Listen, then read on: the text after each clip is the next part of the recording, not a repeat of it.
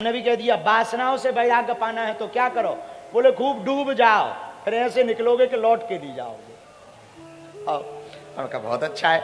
तो हमने उनसे पूछा आपका क्या अनुभव है, बोले हमारा यही निज अनुभव है। उनका क्या अनुभव है, बोले 3 ब्याह किए अब बाबा बन गए। हमने कहा बहुत बढ़िया।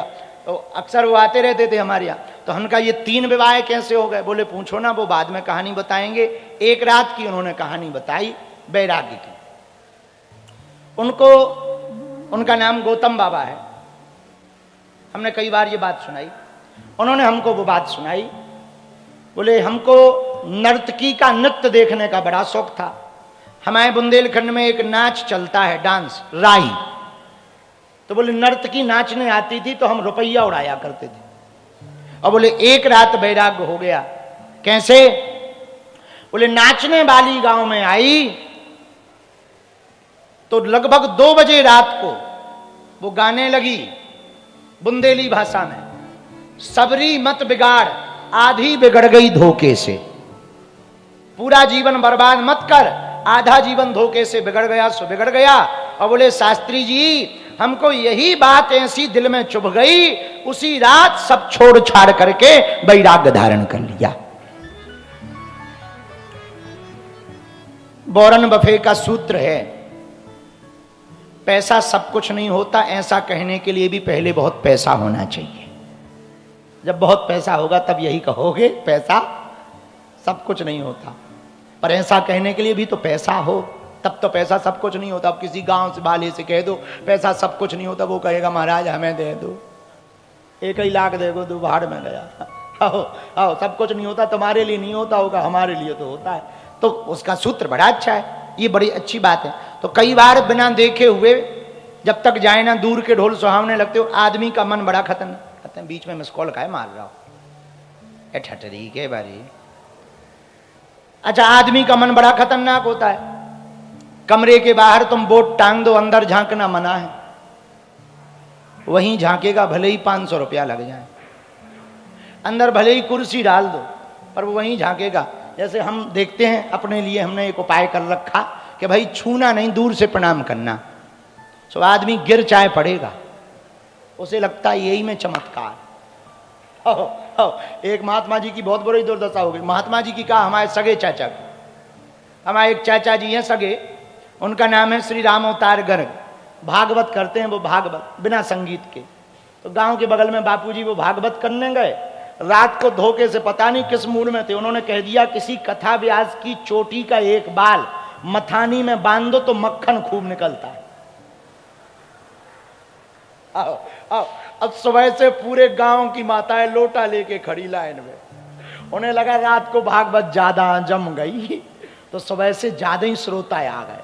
और जैसे ही चाचा जी बाहर निकले, पूरे गांव की जे मोटी माताएं, 2.5 क्विंटल की माताएं, अरे पूरी चोटी का बाल नहीं बचे खपड़िया में। आओ, शाम को रूमाल बांध के चाचा जी घर आए, ऐसा रूमाल बांधे, सफेद रूमाल लाल पड़ो, ऐसे लगो जैसे होली खेल के आ गए हो। तो हमने पूछा चाचा का होगा, अरे बोले भागवत आपत कर गई। हमका भागवत क्या आपत कर गई, बोले हमारे मुंह से निकल गया कि किसी कथा व्यास की चोटी का एक बाल मथानी में बांध दो तो मक्खन ज्यादा निकलता है। उस गांव में घी का ही धंधा था। आओ आओ आओ, सब बोले ये हाल हो गया। आओ, तो यदि लोगों को बता दिया जाए ऐसा होता है। एक हमारे गांव के बगल में और एक घटना हुई, ये सब खतरनाक बातें हमारी अगल बगल होती रहती। एक नाई रहता था, नाई अभी भी है, रहता क्या है, मरा नहीं है, जिंदा है। एक हमारे वो बाल काटवे उतरा 2-4 महीना में। तो हमने एक दिन पूछा कि क्या बात है आजकल तुम लेट हो जाते हो, सूख रहे हो, क्या बात। बोले गुरुजी क्या बताएं, हमारी दुकान के सामने कोई गंदगी कर जाता है, समझ जाओ, कोई गंदगी कर जाता। तो हमने कहा कि कुछ उपाय करिए, करना चाहिए, तुम एक आध रात को वहां पर पहरा दो। बोले खूब पहरा दो, एक रात जगो पर दूसरी रात कर जाता। बोले कहाँ तक जगें। तो हमारे दिमाग में एक कौतूहल सूझा। तो हमने कहा सुनो, नवरात्रि चल रही हैं, वहां कोई पत्थर है? बोले एक पत्थर है, उसी पे बैठ के करता है। हम कहा ये तो और खतरा है, बड़ा खतरनाक आदमी है, होगा कोई अगल बगल का। हम कहा एक काम करो। बोले क्या? हम कहा साफ सफाई करके बढ़िया जल से धो। बोले महाराज रोज धो रहे। अरे हम कहीं सुन तो, धो बढ़िया रोज। एक दिन धो के जे खोपड़ी जो नारियल की पड़ी है जे ले जाओ, और जो तिलक ले जाओ, और 5 बुझी अगरबत्ती ले जाओ, और 3 नींबुआ के टुकड़ा। वो ले गो महाराज। बापूजी उसने इंगोल लगा दो श्री पथरा पे, अगरबत्ती खोस दई बगल में, निबुआ के टुकड़ा ऊपर धर दे, और खोपड़ी दूर। पूरी नवरात्रि भर पूजो वो पथरा, पूरी नवरात्रि भर पूजो। मजेदार बात ये सुनो, नवरात्रि के बाद वो हजामत कर बनावे बाहर आओ। बोलो गुरु। अरे हम कहीं चेला। बोलो गुरु एक कटन तो पत्थर ही ने निकाल दी। उनका कैसे? बोले पूरी नवरात्रि देवी बन के पूजी, और 8 का कम से कम नहीं तो 20-25 रुपया सिक्का चढ़ गए वहां पे। अब बताइए, आओ इतना अद्भुत भारत है अपना।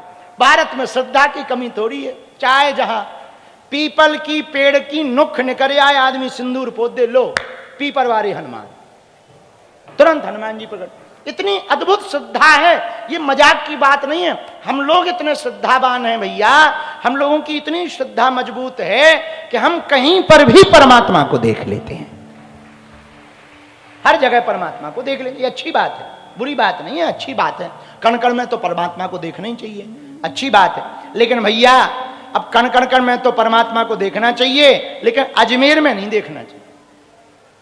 हाँ, कई हिंदुओं को हमने देखा वो चले जाते हैं। बोले क्या?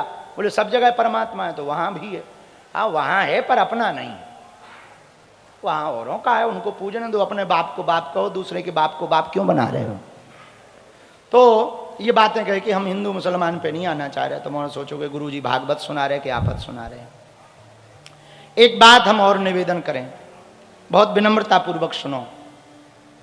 ज्ञान और वैराग्य पर एक चर्चा। वैराग्य क्या है? कामनाओं से मोह भंग हो जाना वैराग्य, तृप्ति हो जाए। और तृप्ति बहुत कठिन है, हम इसके पक्ष में नहीं है। वासनाओं से तृप्ति हो ही नहीं सकती। खुजली और काम भैया दोनों मौसेरी बहन है। काम खुजली, खाज तुम जितनी खुजाओ उतना मजा आता है। जितनी खाज खुजाओ बहुत बढ़िया मजा। अच्छा अच्छी खाज हो गई हो, पीठ में खुजली चल रही हो, उसी बीच में कोई बात करे, अरे रुको तो। और खाज में जब तक खून ना निकल आए तब तक शांति नहीं मिलती। खून निकल आए सो कल्ला जाता, फिर लगता कहां से खुजाली।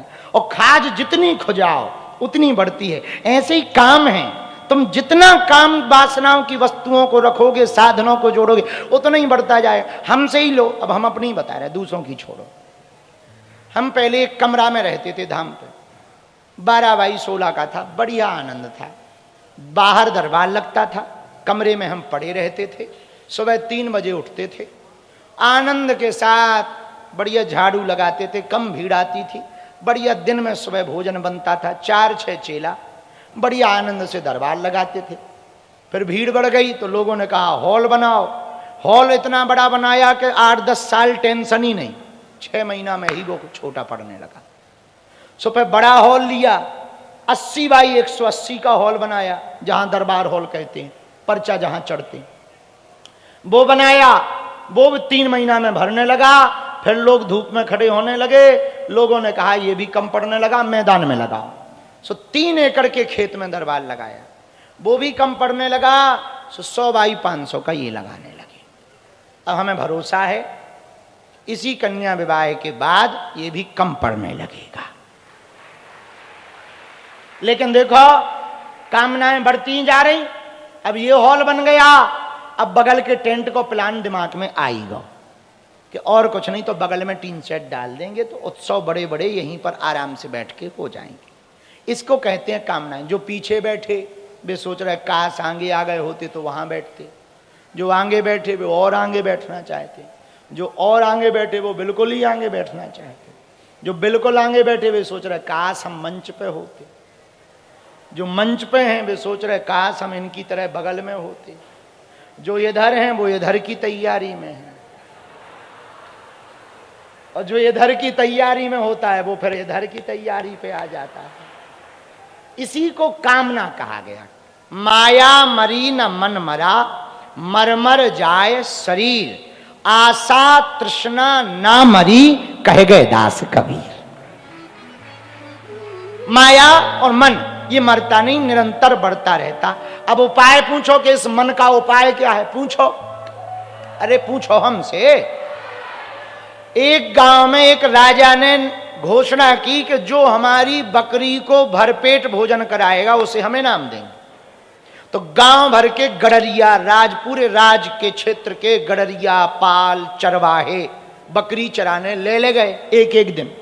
राजा बोला कि हम उसकी परीक्षा लेंगे, बकरी भरपेट आई कि नहीं।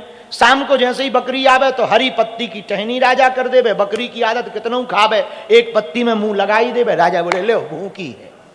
तो बहुत लोग इनाम नहीं जीत पाए। एक महात्मा को पता लगा, बोले हम जीत पाएंगे। राजा बोले तो महात्मा आदमी काहे को लफड़ा में पड़े, भजन करो। महात्मा आदमी घर पे रहो, भजन करो। ये सब और लोगों के। अरे महात्मा बोले रखा, हमें दो बकरी, हम इसका पेट ऐसा भर के लाएंगे ये जिंदगी नहीं खाएगी। राजा बोले एक ही दिन भर ना खाए, ऐसा कुछ करो। महात्मा ले गए। महात्मा ने 6 हाथ का लिया डंडा, और जैसे ही वो पत्ती खावे जावे सोई दे दबा के इस तरफ से उस तरफ से तनक थूतर में, मुंह में, खपाड़ में, शाम तक एकदम पतरी पड़ गई। पेट पिचक गो बेचारी को। अब महात्मा ने चेक करो हरी पत्ती डाल के, तो महात्मा इस तरफ पत्ती करें, वो इस तरफ मुंह करें। अब महात्मा राजा के पास ले गए, बोले ले पेट भर गया है बकरी का, ले चेक कर लो। राजा बोले कैसे पेट भर गया, इसका तो पिचका आया। और दिन चाहे भरा था, आज तो पिचका आया। महात्मा बोले उससे क्या लेना देना, खाएगी नहीं ये गारंटी है। राजा बोले चेक कर रहे हो। जैसे ही पत्ती का से टहनी सामने राजा ने की, महात्मा ने डंडा खड़बड़ाया, मारा नहीं, खड़बड़ाया। एक नजर बकरी की पत्ती पे, दूसरी नजर डंडा पे। जिस तरफ राजा टहनी करे वो ऐसी करे। राजा ने इस तरफ की, वो इस तरफ की, तो उसने सीधा ऊपर ही कर लिया। महात्मा बोले कहो राजा। राजा चरण पकड़ के बोला महाराज इनाम तो डबल ले लो, पर जे बताओ इसे खवाया क्या है। महात्मा बोले डंडा। बोले महाराज पर डंडा से कैसे, ये बकरी है मन। क्या है, मन।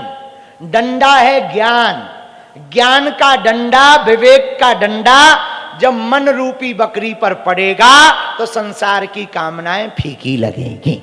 हम भक्ति ख्याता इमौ में तनयौ मतौ, ज्ञान वैराग्य नामानौ, काल योगेन जर जरौ। महाराज हमारा नाम भक्ति है। ये जो दो लेटे हैं ना, एक का नाम ज्ञान है, एक का नाम वैराग्य है, लेकिन हालत देखो क्या।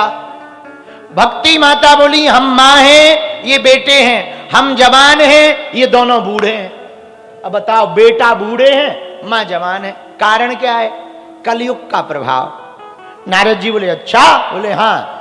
पूरा विस्तार पूर्वक भक्ति माता ने बताया। हम अपने जन्म के बारे में इधर गए उधर गए, सब जगह गए। कहीं में पली बड़ी हुई, कहीं में कुछ, कहीं कुछ। पर नारद जी मुझे भी बुढ़ापा आ गया था, पर श्रीधाम वृंदावन आकर के हम तो यौवन अवस्था को पा गए, पर हमारे दोनों बालक अभी भी बूढ़े हैं। अच्छा बूढ़े हैं सो तो ठीक है, बेहोश भी पड़े। ज्ञान और वैराग्य दोनों बेहोश है, बात भी सही है। कलयुग में ज्ञान और वैराग्य इसी हालत में है। बोलो सीताराम। अच्छा बुरा न मानना, आप ज्ञानी किसे मानते हो? जिससे ज्यादा बातें पता हो वो ज्ञानी है क्या? उसे नॉलेज कहते हैं। क्या कहते हैं? नॉलेज। जिसे ज्यादा बातें पता हो कि भाई फलानी जगह ये है, ग्रीस में ये है, यूरोप में ये है, अब भाई यूनिवर्स में ये है, ब्लैक होल है, आकाश गंगा है, इतने तारे हैं, इतने किलोमीटर पर है, फलानी जगह वो है। ये जानकारी होने का मतलब ज्ञानी नहीं होता है। ना ना ना, इसको तो नॉलेज कहते हैं। यदि ये ज्ञानी है तो गूगल महाज्ञानी है। ये जानने वाला व्यक्ति को यदि तुम ज्ञानी कहो तो गूगल बाबा तो फिर महाज्ञानी हो गए। तो ये ज्ञान नहीं है, इसको नॉलेज कहते। क्या कहते? जानकारी। कि भाई जानकारी है, वेद की जानकारी है, शास्त्र की जानकारी। ज्ञान क्या है? जो पढ़कर जीवन में उतर जाए वो ज्ञान है। जो पढ़ो और वो जीवन में उतार लो वो ज्ञान है। ऐसे समझो, जानकारी भाई सबको होती है कि फलानी दवाई खाने से रोग ठीक हो जाता, पर कई बार उल्टा हो जाता है। तो हम लोग क्या कहते हैं? डॉक्टर के पास जाते हैं, हमें भैया ये हो गया, डॉक्टर साहब जरा देख तो लो, फिर वो दवाई लिखता है। तो डॉक्टर को ज्ञान होता है कि भाई इस रोग में ऐसा ऐसे लक्षण है, ऐसी ऐसी दवाई दी जाएगी तो ठीक हो जाएगा। ये ज्ञान है।